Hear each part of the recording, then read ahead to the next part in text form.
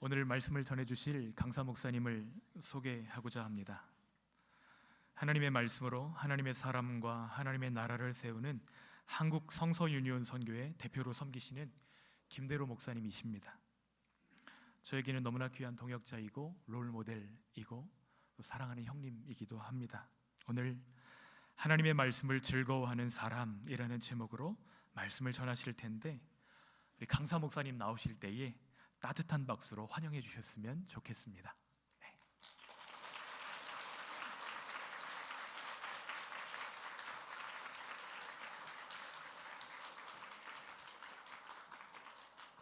따뜻함을 느꼈습니다. 감사합니다. 만나 뵙게 돼서 반갑고요. 저는 말씀대로와 마음대로를 오가며 살고 있는 김대로 목사라고 합니다. 근데 여전히 이렇게 말씀대로와 마음대로를 오가며 살고 있는데, 그래도 감사한 건 조금 제 삶의 방향과 이렇게 무게 중심이 점점 이렇게 말씀대로 쪽으로 점점 가는 것 같아서 참 감사하고요. 하나님이 우리의 모든 만남을 주관하신다는 사실 믿으시죠? 네, 그리고 하나님은 또 만남을 통해 일하세요. 그래서 오늘 저와 여러분이 같이 이렇게 예배 또 특별히 말씀으로 만나게 돼서 너무 기대되고 굉장히 특별한 시간인데요. 왜냐하면 생애 첫 만남입니다. 저도 여러분과 첫 만났고 여러분도 저랑 처음 만나는데, 하나님이 또 우리의 만남을 통해서 어떤 작은 일들을, 또 우리가 알지 못하는 새로운 일들을 시작하실까라는 기대하는 마음을 가지고 이 자리에 오게 됐고요. 우리 김은일 목사님과는 세대로교회 새신자반 동기입니다. 새가족반. 네, 저희는 모든 사역자들이 교회에 이제 처음에 등록을 하면 새가족 그 반을 다 들어야 되는데 교회 입교 동기, 입교 동기였고요. 그래서 세대로교회에서 오랫동안 같이 교제하면서 사역했는데, 그냥 목사님이 심무하시는 교회여서가 아니라 제가 아는 목사님 중에 가장 목사님다운 분 중에 한 분, 가장 목사님다운 분 중에 한 분. 그리고 세도록교회 계실 때부터 이렇게 부서와 교구 사역을 참 잘하셨어요. 따뜻한 마음으로 또 이렇게 진지한 자세로 참 잘하셔서 저 목사님은 나중에 다른 교회에 가서 사역을 하셔도 참 잘하겠다, 담임으로 사역하셔도 참 잘하겠다는 생각을 하고 있었는데요. 이렇게 또 담임으로 심무하고 계신 교회에 제가 와서 말씀을 전할 수 있게 돼서 너무 기쁘고 감사하게 생각합니다. 제가 올해부터 한국 성서유니온 대표로 섬기게 되었는데, 한 이제 열흘 정도, 오늘이 14일이죠. 그러니까 한 2주 정도 저희 내부 행사나 예배 때는 제가 이제 설교를 여러 차례 했는데, 외부 교회에 와서 하는 설교는 처음이라 저도 굉장히 뜻깊고 감사합니다. 다시 한번 여러분을 만나 뵙게 돼서 반갑고 또 기쁩니다. 그림을 하나 좀 보여드리겠습니다. 그 다음 그림을 보여주시겠어요? 네, 뭔가 편지를 전해주는 것 같은데, 여러분, 말은 혼자서 존재하지 않습니다. 말은 혼자서 존재하지 않고요, 말 뒤에는 누가 있죠? 그 말을 한 사람이 있습니다. 그러니까 누군가가 어떤 말을 전해줬을 때 말만 오지만 사실은 그 말을 한 누군가가 그 말 뒤에 있는 것이죠. 그렇다면 하나님의 말씀 뒤에는 누가 계실까요? 그 말씀을 하신 하나님이 계신 것이죠. 여러분, 우리가 성경에서 가장 먼저 만나는 하나님의 모습은 어떤 모습이에요? 성경에서 가장 먼저 만나는 하나님의 모습? 태초에 하나님이 천지를 창조하시니라. 우리가 가장 성경에서 먼저 만나는 하나님의 모습은 천지를 창조하신 하나님의 모습이죠. 그런데 그 하나님은 무엇으로 천지를 창조하시죠? 말씀으로 천지를 창조하십니다. 그러니까 우리가 성경에서 가장 먼저 만나는 하나님의 모습은 어떤 모습이에요? 말씀하시는 하나님의 모습입니다. 우리 창세기 1장 1절부터 3절까지 말씀 조금 어떨지 모르겠는데 같이 한번 읽어보도록 하겠습니다.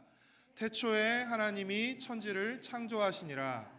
땅이 혼돈하고 공허하며 흑암이 깊음 위에 있고 하나님의 영은 수면 위에 운행하시니라. 하나님이 이르시되 빛이 있으라 하시니 빛이 있었고. 우리가 성경에서 가장 먼저 만나는 하나님의 모습이 말씀하시는 하나님의 모습이라면, 그렇다면 성경에서 가장 많이 만나는 하나님의 모습은 어떤 모습일까요? 가장 먼저 만나는 하나님의 모습이 말씀하시는 하나님의 모습이라면 성경에서 가장 많이 만나는 하나님의 모습은 또 어떤 모습일까요? 히브리서 1장 1절과 2절 말씀 같이 읽겠습니다. 옛적에 선지자들을 통하여 여러 부분과 여러 모양으로 우리 조상들에게 말씀하신 하나님이 이 모든 날 마지막에는 아들을 통하여 우리에게 말씀하셨으니 이 아들을 만유의 상속자로 세우시고 또 그로 말미암아 모든 세계를 지으셨느니라. 하나님은 꿈을 통해서 말씀하셨고 또 천사를 통해서 말씀하셨고 때로는 말을 지독히 안 들으면 짐승을 통해서도 말씀하십니다. 그렇죠? 갑자기 나귀가 말을 하죠. 막 나귀가 말을 하고 짐승을 통해서도 말씀하시고 선지자들을 통해서도 말씀하셨죠. 그렇죠? 하나님은 계속해서 말씀해 오셨습니다. 그리고 그 하나님께서 말씀하시는 끝판왕이 누구시죠? 예수님이시죠. 말씀이 육신이 되어 오신 예수님을 통해서 하나님은 자신의 말씀을 가장 명확하게 말씀하셨고 또 자신의 말씀을 성취하셨습니다. 그렇다면 여러분, 성경에서 가장 많이 만나는 하나님의 모습은 어떤 모습이에요? 말씀하시는 하나님의 모습입니다. 그러니까 우리가 성경에서 가장 먼저 만나는 하나님의 모습도 말씀하시는 하나님의 모습, 성경에서 가장 많이 만나는 하나님의 모습도 말씀하시는 하나님의 모습입니다. 그래서 성경은 하나님을 종종 어떤 분으로 표현하냐면 말씀하시는 분으로 표현합니다. 말씀하시는 분, 말씀하시는 하나님으로 표현합니다. 그래서 이에 반해서 성경은 우상을 어떤 존재로 표현할까요? 하나님을 말씀하시는 분으로 표현하는데 그렇다면 우상은 어떤 존재로 표현하고 있을까요? 우리 하박국 2장 18절 말씀을 같이 읽겠습니다. 새긴 우상은 그 새겨 만든 자에게 무엇이 유익하겠느냐? 부어 만든 우상은 거짓 스승이라. 만든 자가 이 말하지 못하는 우상을 의지하니 무엇이 유익하겠느냐? 성경은 우상을 어떤 존재로 표현하죠? 말 못하는 존재. 하나님은 말씀하시는 분, 우상은 말 못하는 존재로 표현합니다. 그렇죠? 귀가 있으나 듣지 못하고 입이 있으나 말하지 못하고 눈이 있으나 보지 못하는 존재가 바로 우상인 것이죠. 여러분, 성경은 하나님을 말씀하시는 분으로 또 우상을 말 못하는 존재로 표현하고 있죠. 근데 여기서 하나님은 말씀하시고 우상은 말하지 못한다는 이 차이가 단순히 소리의 차이인가요? 아닙니다.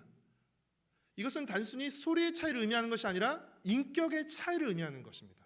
그러니까 하나님이 말씀하시는 분이라는 것은 하나님이 인격적인 분, 인격적인 존재라는 것을 의미하고 우상이 말 못하는 존재라는 것은 우상은 인격적이지 못한 비인격적인 존재라는 것을 의미하는 것입니다. 사랑하는 예봉교회 성도 여러분, 말씀하시는 하나님, 인격적인 하나님이 우리를 하나님의 형상으로 창조하셨어요. 그렇죠? 그러니까 우리를 어떤 존재로 지으셨죠? 인격적인 존재로 지으신 것이에요. 하나님이 인격적인 분이시기에 그 하나님의 형상으로 지음받은 우리도 인격적인 존재가 되는 것이고 그래서 우리도 무엇을 하게 되는 것입니까? 말을 하게 되는 것입니다.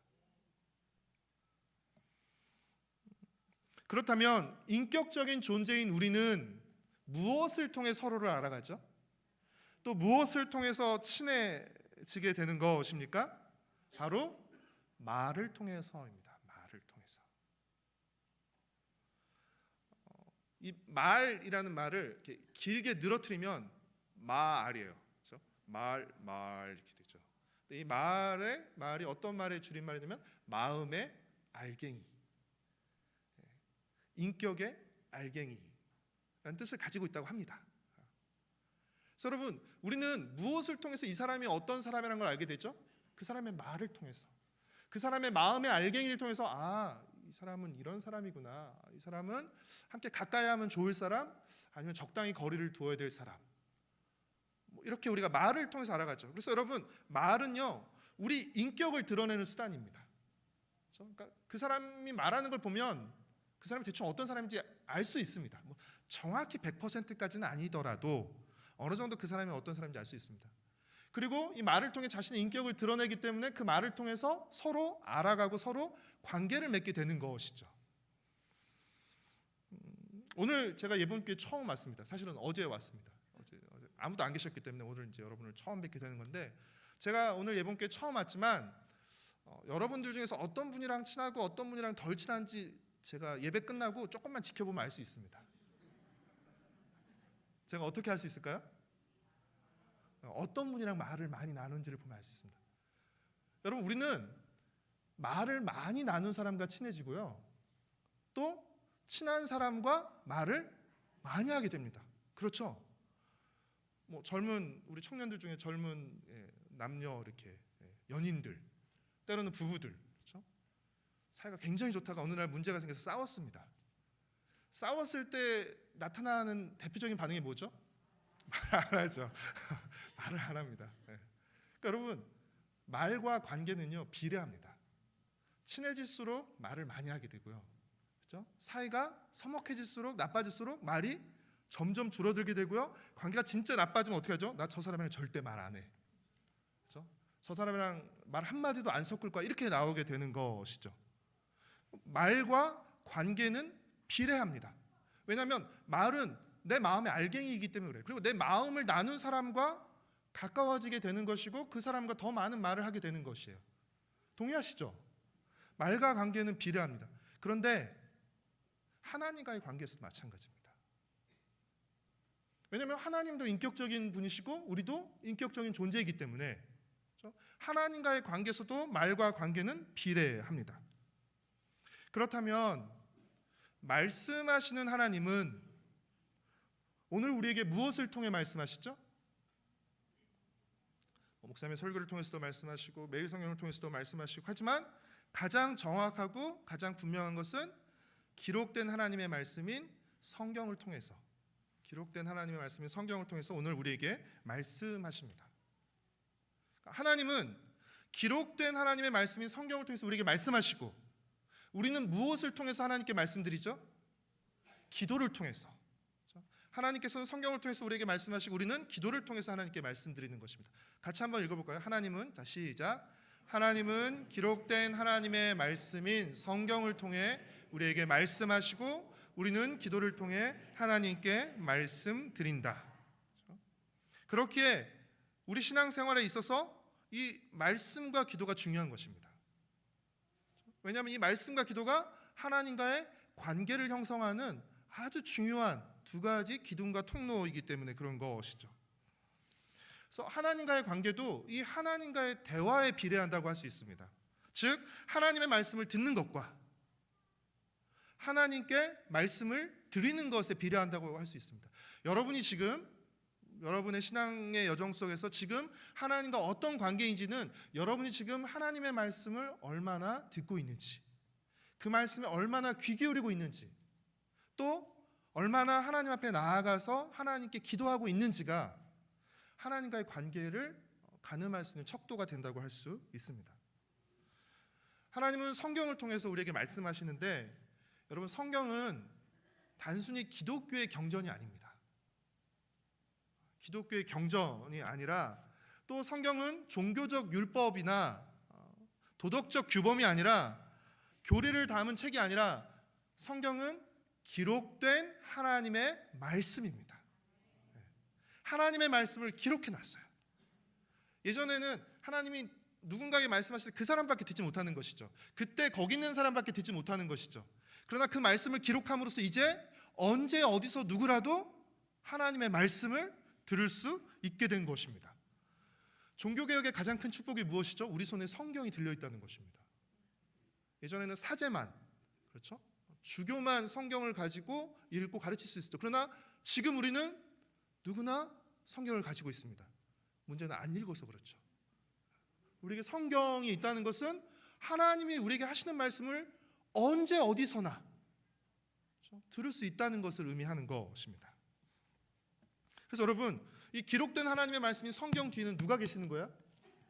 제가 있는 것이 아니라 이 기록된 하나님의 말씀 뒤에는 그 말씀을 하신 하나님이 계시는 것입니다. 그래서 여러분이 성경을 읽을 때 교회에서 또 성경 통독하라고 한다, 또 성경을 읽으라고 한다, 알지만 힘든데 싫은데가 아니라, 여러분 성경을 읽는다고 할 때 뭘 생각해야 되냐면 말씀을 하신 하나님을 만난다라고 생각하셔야 돼요. 단순히 그냥 이 성경이란 책에 써 있는 글자를 읽는 것이 아니라, 그렇죠? 이 성경 뒤에 계신 그 말씀하시는 하나님을 만난다. 그래서 그 하나님의 말씀을 듣고 하나님이 어떤 분인지를 알아간다. 그 하나님을 사귀어간다 라는 생각을 가지고 여러분이 말씀 앞에 나오시기를 바랍니다.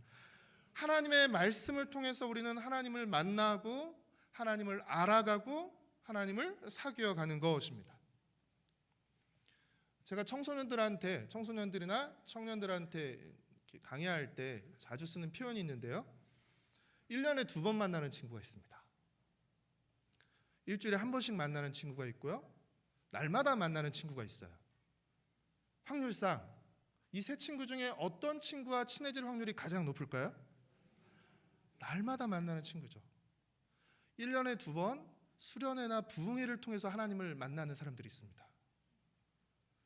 일주일에 한 번 주일 예배를 통해서 하나님을 만나는 사람들이 있습니다. 날마다 큐티를 통해서 성경 묵상을 통해서 하나님을 만나는 사람들이 있습니다. 확률상 이 세 사람 중에 어떤 사람이 하나님과 가장 친해질 확률이 높을까요? 날마다 큐티를 통해 말씀을 통해 하나님을 만나는 사람이 하나님과 친해질, 하나님을 가장 잘 알고 하나님과 친해질 확률이 가장 높습니다.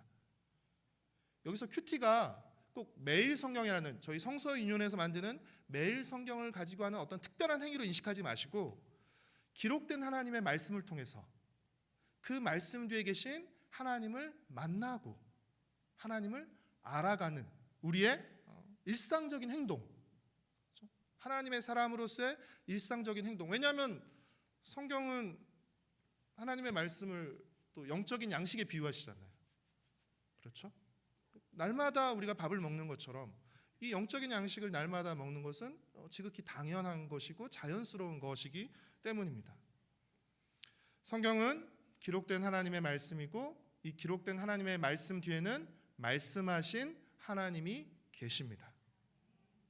따라서 성경을 읽는다는 것은 그 말씀하신 하나님을 만나는 것입니다. 성경을 읽고 묵상한다는 것은 말씀하신 하나님을 만나고 알아가는 것입니다. 여러분, 하나님을 어떻게 알아가실 수 있겠어요? 가만히 생각하는 것이에요. 내가 하나님 어떤 분인지 한번 생각해보자라고 하면 우리 생각 속에서 하나님을 어떤 분인지를 알아가는 것입니까? 아니죠. 하나님의 기록된 말씀을 통해서 자신이 어떤 분인지를 말씀하셨고, 자신이 어떤 일을 하셨는지를 또 기록하셨고, 하나님이 하신 말씀과 하나님이 하신 일들을 통해서 우리는 하나님이 어떤 분인지를 알아가게 되는 것입니다. 날마다 말씀을 묵상한다는 것은 말씀하신 하나님을 만나고 알아가며, 그래서 그 하나님과 가까워진다는 것을 의미하는 것입니다. 그렇다면 날마다 말씀을 통해서 하나님을 만나고 가까워진 사람은 어떤 삶을 살게 될까요? 시편 1편 3절 말씀을 같이 한번 읽어보겠습니다. 그는 시냇가에 심은 나무가 철을 따라 열매를 맺으며 그 잎사귀가 마르지 아니함 같으니 그가 하는 일이 다 형통하리로다. 아멘. 열매를 맺으며 형통한 삶을 살게 된다는 것이죠. 여러분, 형통도 내 뜻대로 되는 것이 형통이 아니라요, 하나님의 뜻대로 되는 것이 형통입니다. 그러니까 하나님의 말씀을 통해서 하나님의 뜻이 무엇인지 알고 그 뜻에 따르고 순종할 때 그 뜻이 이루어지게 되는 것을 형통이라고 말하는 것이죠. 시편 1편은 두 종류의 인생에 대해서 우리에게 말해줍니다. 첫 번째 종류는 어떤 인생이죠? 악인의 인생입니다. 악인의 인생. 이 악인들의 특징은 무엇입니까? 자신들의 꾀, 자신들의 길, 자신들의 자리 등 자기 자신을 중심으로 살아가는 사람들입니다. 자기 마음대로 살아가는 사람들입니다. 이들의 모습과 결과가 어떻습니까? 우리 시편 1편 4절 6절 말씀 같이 읽겠습니다. 악인들은 그렇지 아니하며 오직 바람에 나는 겨와 같도다. 그러므로 악인들은 심판을 견디지 못하며 죄인들이 모임에 들지 못하리로다. 무릇 의인들의 길은 여호와께서 인정하시나 악인들의 길은 망하리로다. 악인들의 모습을 어떻게 표현하고 있죠? 바람에 나는 겨의 모습으로 표현하고 있죠. 그렇죠? 그들은 하나님의 심판을 통해서 망하게 될 것입니다. 두 번째 종류는 어떤 종류의 인생입니까? 의인의 인생입니다. 이들의 특징은 무엇이죠? 하나님의 말씀을 즐거워하며 그 말씀을 따라 살아가는 사람들입니다. 시편 1편 2절 말씀 같이 한번 읽어볼까요? 시편 1편 2절.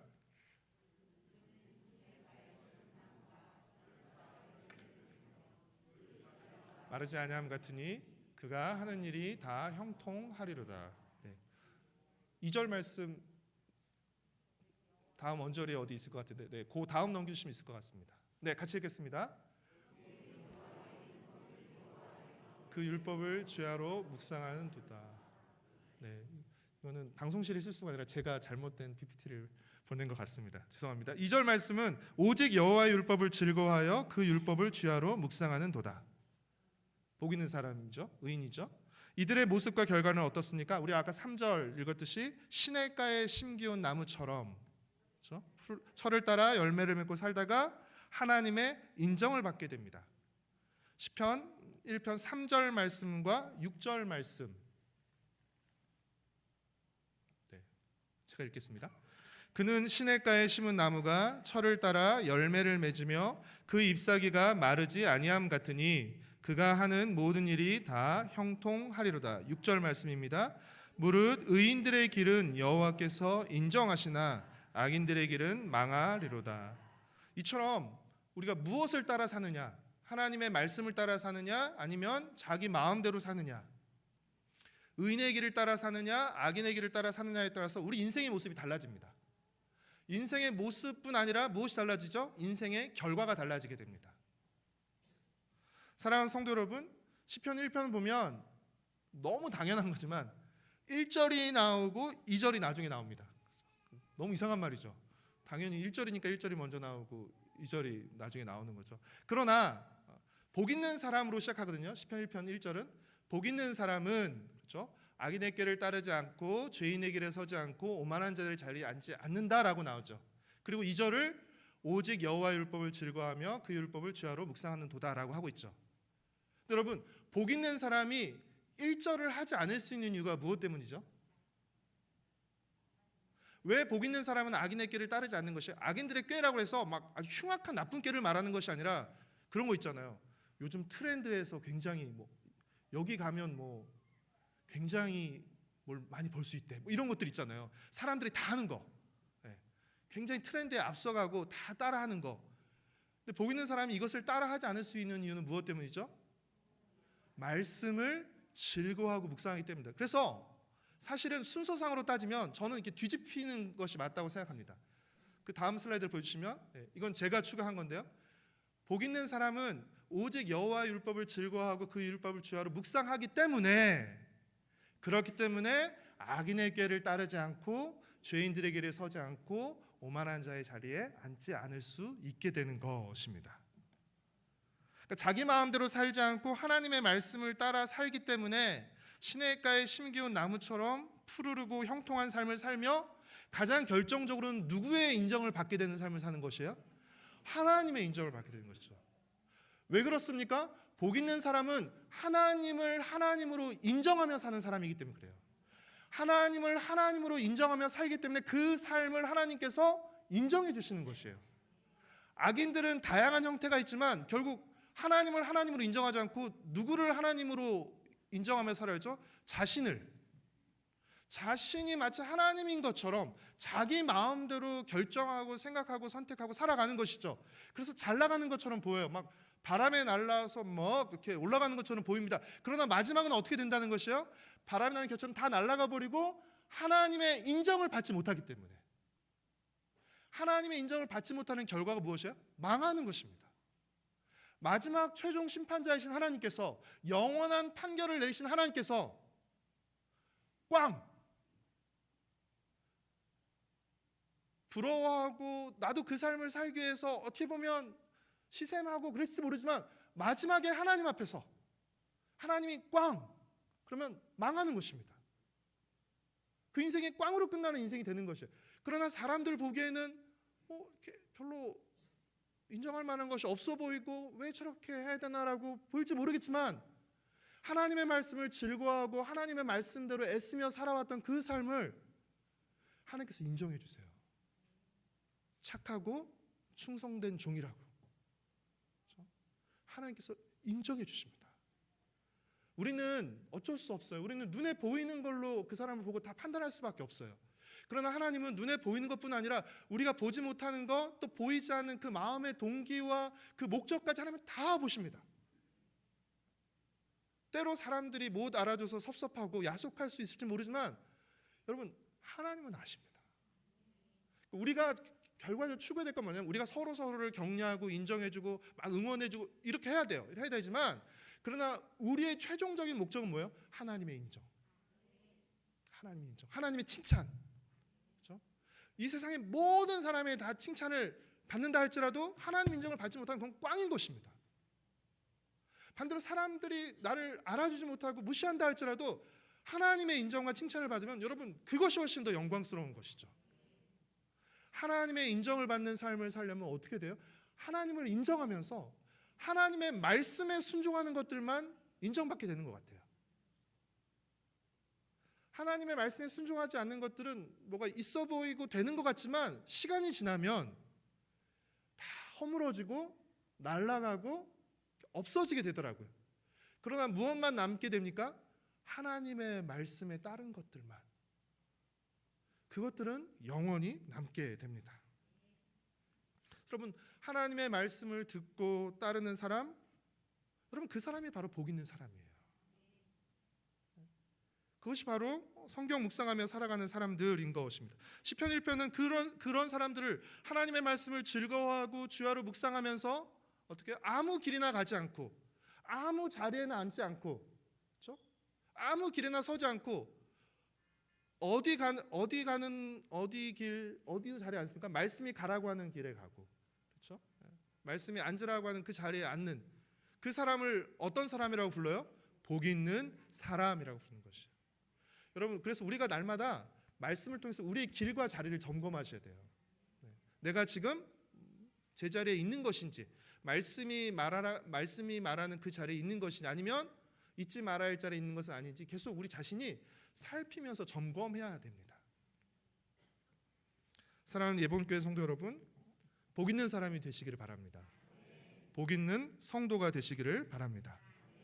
날마다 하나님의 말씀을 즐거워하며 그 말씀을 묵상하는 성도들이 되시기를 바랍니다.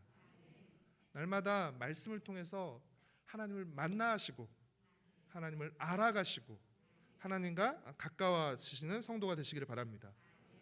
여러분, 하나님을 알 때 하나님을 더 신뢰할 수 있어요. 어쩌면 우리가 하나님에 대한 믿음이 부족하다면 그것은 하나님에 대한 알미 부족하기 때문일 수 있습니다. 누군가 처음 만난 자리에서 만나서 반갑습니다. 저를 믿어주세요. 그럼 믿을 수 있겠어요? 못 믿죠. 여러분, 믿음은 언제 생깁니까? 그 사람을 알 때 생깁니다. 아, 이 사람은 참 믿을 만한 사람이야. 그래서 이 사람의 말은 내가 듣고 따를 수 있어. 그것이 믿음이죠. 그러니까 하나님에 대해서 알지 못하면서 하나님, 제 믿음이 부족한데 믿음을 주세요. 믿음을 주세요. 물론 믿음을 달라는 기도는 필요하지만 알지 못하는 존재에게 믿음을 달라고 하는 건 조금 이상하지 않습니까? 그러니까 하나님을 알면 알수록 하나님이 얼마나 신실한 분이신지를 알게 돼요. 그리고 그 하나님의 신실함을 알게 될 때 내 삶의 조금씩을 하나님께 내어 맡길 수 있게 되고 하나님의 말씀에 따를 수 있습니다. 그리고 그 믿음이 점점 더 깊어지고 넓어지고 강해지면 어떻게 하죠? 내 삶 전체를 하나님께 맡길 수 있게 되는 것이죠. 그래서 하나님을 알 때 하나님을 더 신뢰할 수 있고 더 사랑할 수 있습니다.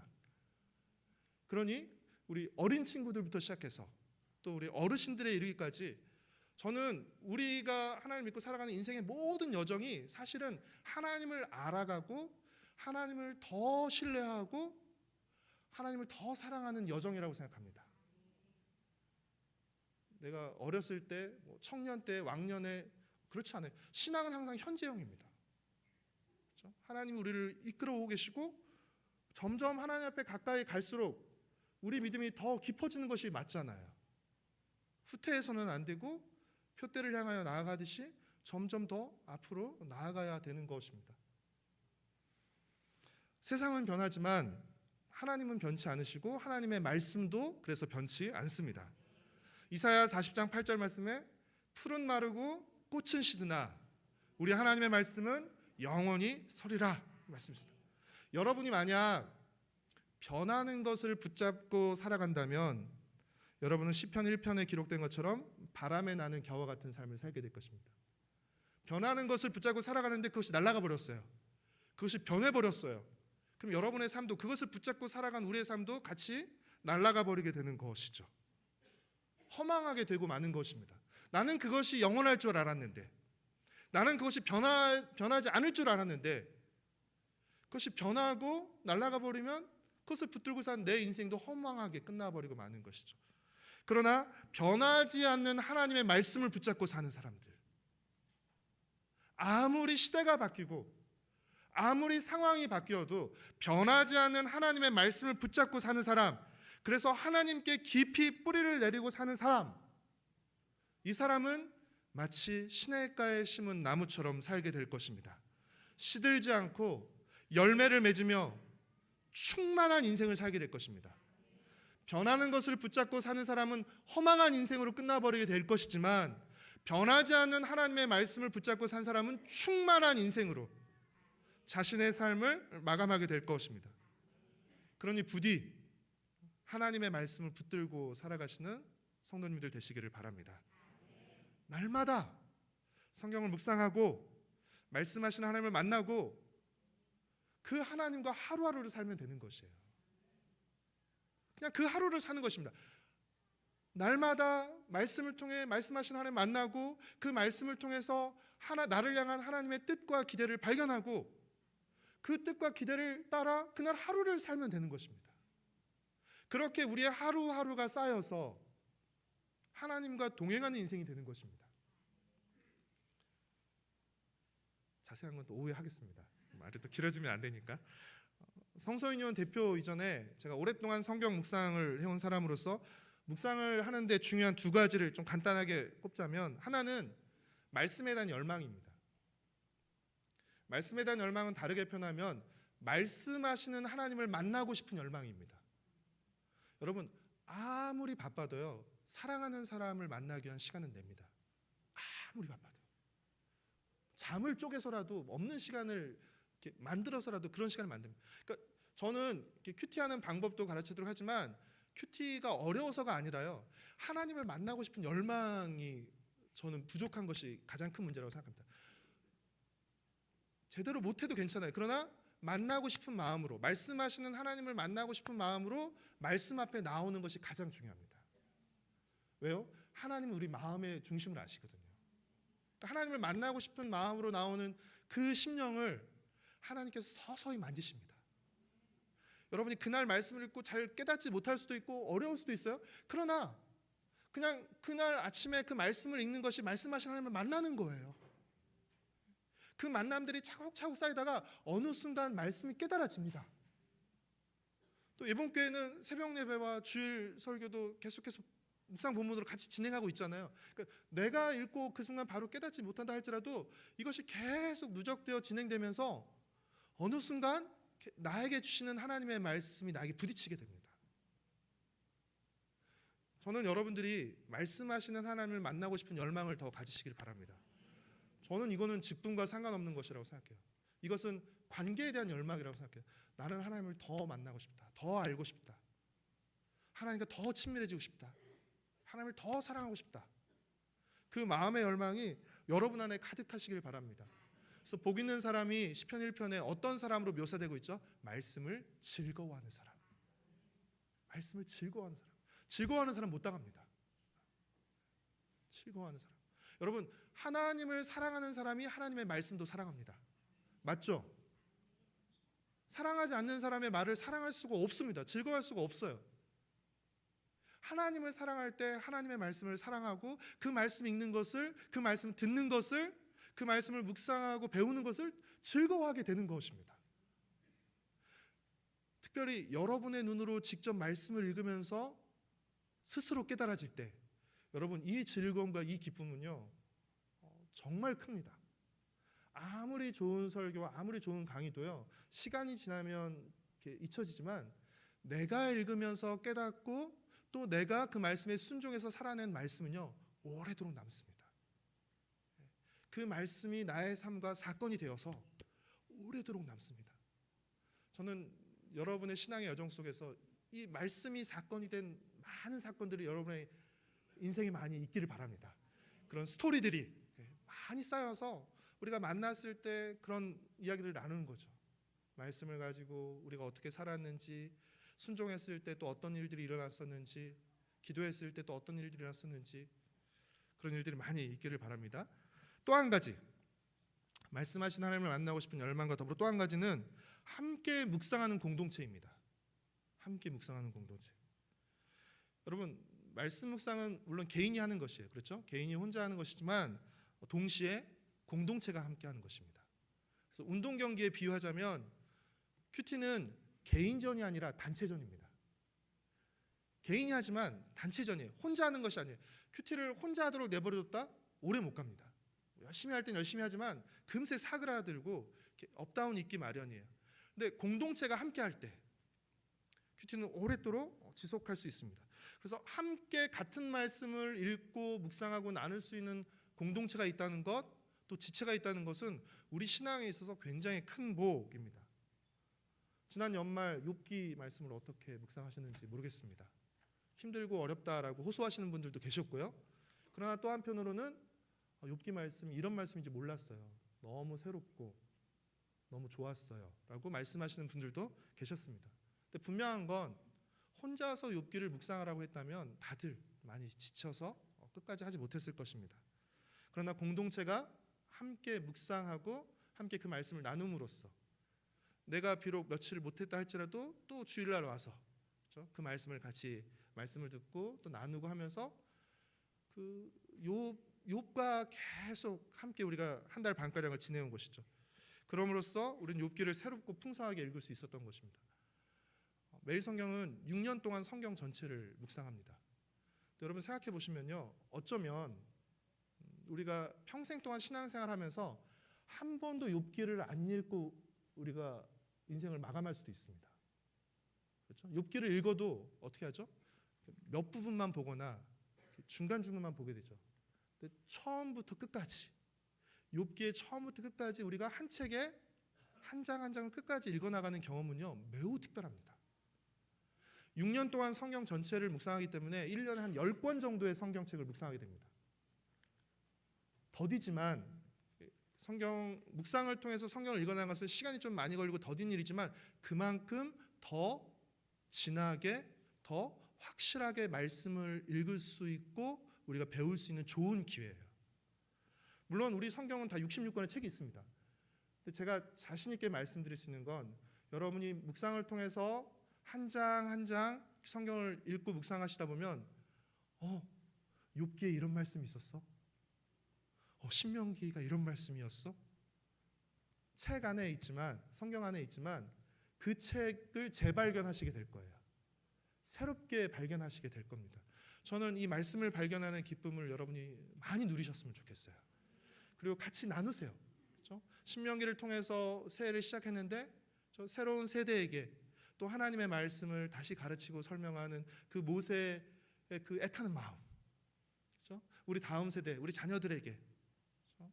우리가 또 어떻게 우리의 신앙을 잘 전수해 줘야 되고 그들이 또 자신들의 믿음으로 서야 할지를 그렇죠? 우리가 함께 기도하면서 같이 말씀을 읽어나가면 좋겠습니다.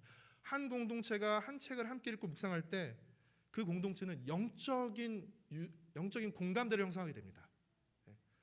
욥기를 묵상할 때 그 고통이라는 그렇죠? 고통이라는 공감대를 형성했던 것처럼 신명기를 묵상할 때도 그 신명기가 주는 영적인 공감대를 형성하게 되고요. 이것이 영적인 유대감으로 이어지게 됩니다.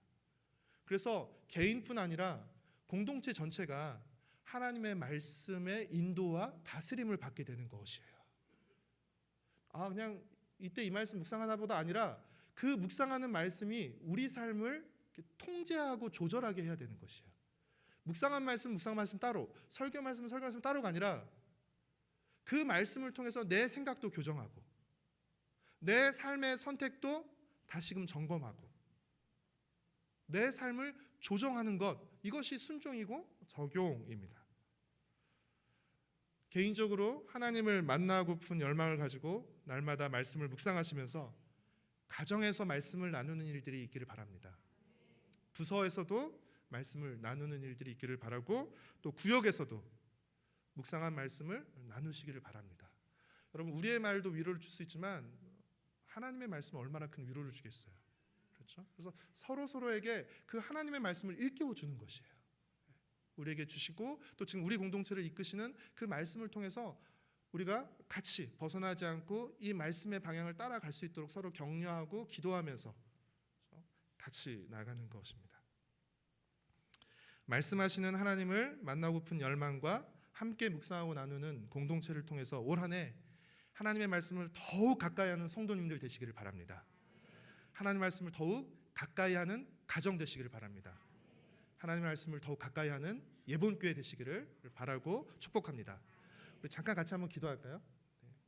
하나님께서 말씀하셨으니까 우리가 기도를 통해서 하나님께 말씀을 드리는 것이죠. 오늘 우리에게 주신 말씀에 대해서 우리가 반응하는 기도를 드렸으면 좋겠습니다. 하나님, 말씀을 가까이 하는 사람, 또 하나님의 말씀을 즐거워하는 사람, 그 말씀을 묵상하고 그 말씀을 따라 사는 올 한 해 될 수 있게 하여 주시옵소서. 같이 기도하도록 하겠습니다.